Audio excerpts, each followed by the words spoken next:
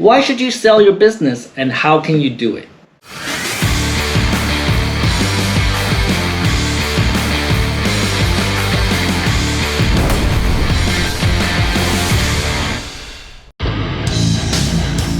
You know, if you're in Vietnam and want to know about business, actually, if you're anywhere and want to know about business, you might want to check out Tom Peng.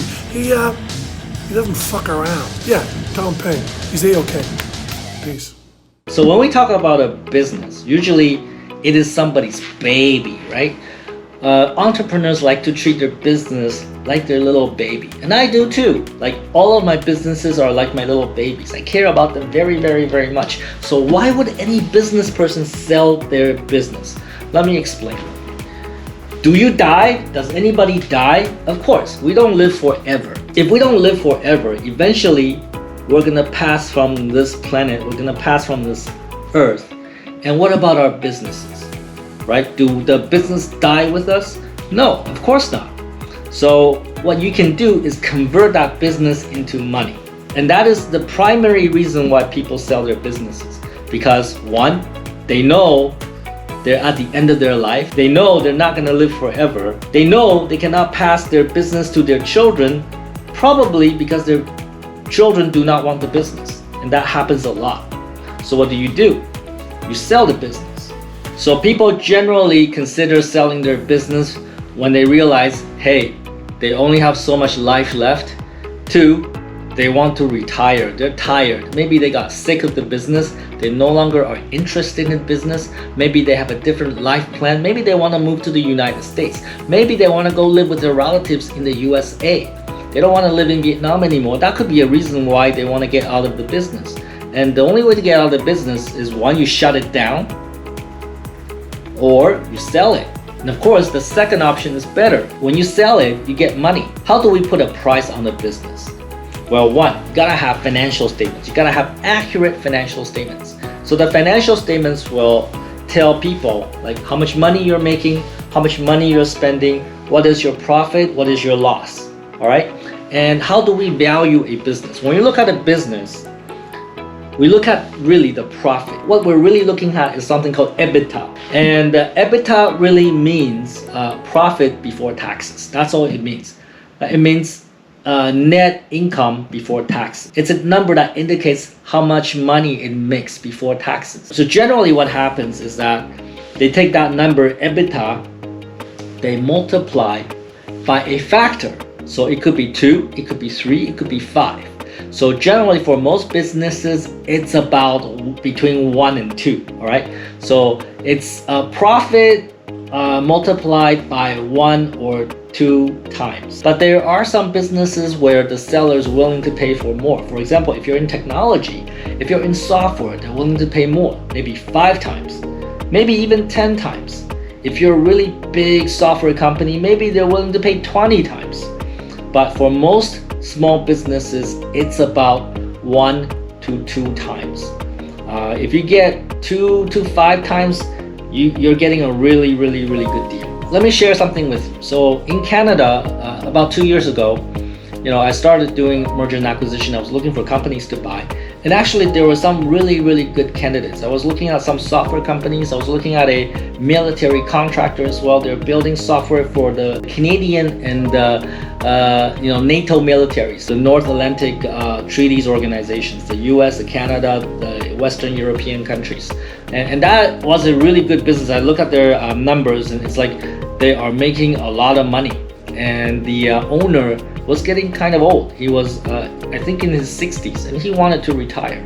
And so that's why we started talking. Unfortunately, because of the plague that happened in the last 2 years, I was locked down here in Vietnam, so I was not able to continue that conversation with that company. And there's another company that does document management, and they do a lot of business with US governments, like municipal government, state government, the federal government in the United States. And it's a tiny little Canadian company, and they're generating a lot of revenue. And again, in that situation, the owner was getting old, and he was making money from this business, but he is ready to retire. He doesn't want to continue to run this business anymore, and he's considering to sell it. And we found each other and we started talking. Unfortunately, because of the plague in the last 2 years, we weren't able to continue that conversation. And maybe when I go back to Canada sometime this year, I will resurrect that conversation, and maybe if those companies are still available, they would certainly be my targets. Now, if you want to sell your business, you gotta have financial statements. You gotta have audited financial statements. All right, because there's no way people know how much money you make, what is your revenue, what is your spending, without a financial statements. There are so many businesses in Vietnam that do not have financial statements, and when I want to buy their business, when they want to sell me their business, they cannot tell me, they cannot show me how much money they make, how much money they spend. And when that happens, I don't want to buy it. If you're a seller, you want to sell your business, then you definitely should have audited financial statements. Ideally audited by the big four. That would be Ernst & Young, PwC, and Deloitte, and one more I can't remember. All right, you want to have a big accounting firm auditing your financial statements. When you have that, people will trust your numbers more. All right, and if you want to sell your business, one of the things that you should not do is cheat on your taxes. You should always pay your taxes. I know that in Vietnam, a lot of businesses have two books. One book for the taxation department, one book that's internal, only you know. My business, I don't do that. I do not have two books. I only have one book, because I know eventually at some point in time, I may have to sell my business. And I want my accounting books, I want my financial statements to be real. I want them to be accurate, so that when one day, if I have to sell my business, then I can offer a real financial statement. People can see for real what the business does, how much revenue, how much spending, and then they can come up with the right valuation. Another thing that people do, especially I think in Vietnam, is that they declare a lot of personal spendings in the company, in the corporation. So they buy a car, they buy a suit, they buy a dress, they buy food for the family.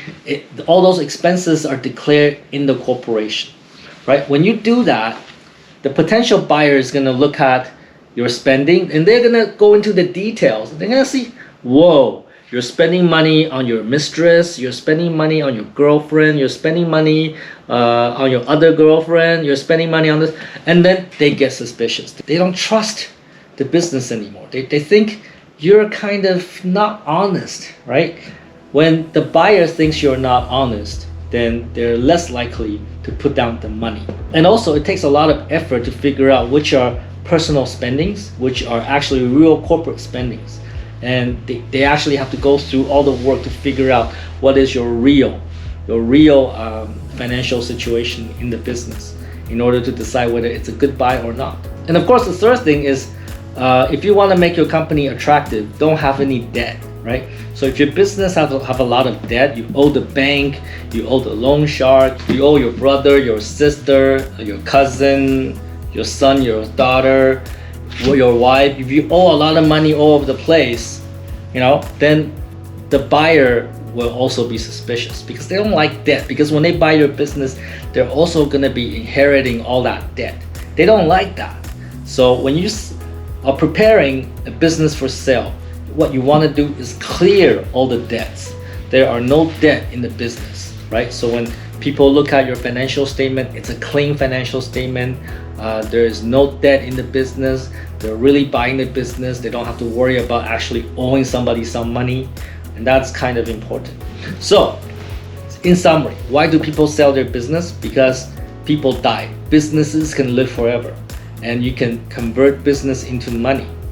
And most people sell their business because, one, they're ready to retire, or two, they lost interest in the business. And actually there's a third reason. The third reason is maybe they need a lot of money to start something else.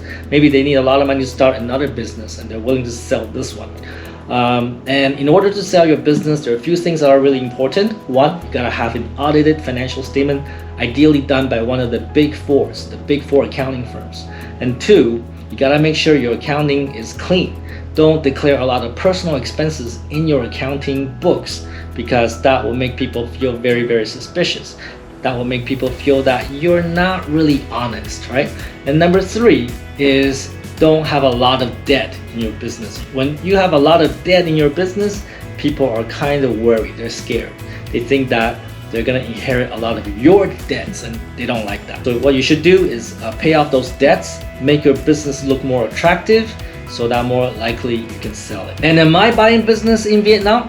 Actually, yes. I am starting to look at businesses in Vietnam to buy, and I'm looking for sellers. But let me tell you my conditions. I'm only looking for cash flow positive businesses. If you're losing money, you have a lot of debt, I'm not interested. If you don't have financial statements to prove that you're making money, I'm not interested.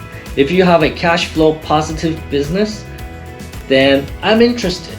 And I will look at, depending on what industry you're in, anywhere from 1 to 2 to 5 to 10 multiples of your EBITDA.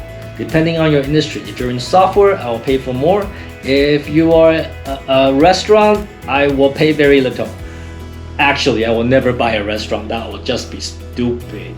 All right? But I'm looking to buy businesses here in Vietnam. And if you have something for sale, let me know. Let me know. Who knows? Who knows? Maybe I will invest in your business. Take some fucking action. Selling your business is not a bad idea. It's a way to convert what you build into cash. And that's a good thing. Don't be a fucktard.